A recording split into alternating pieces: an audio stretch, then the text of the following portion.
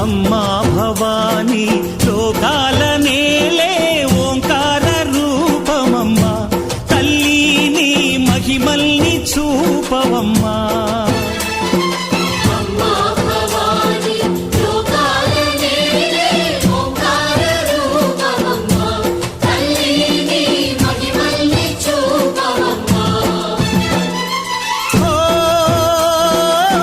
సృష్టికే దీపమా, శక్తికే మూలమా, సింహరథమే నీదమ్మా. అమ్మ దుర్గమ్మ భక్తులను దీవించుమా.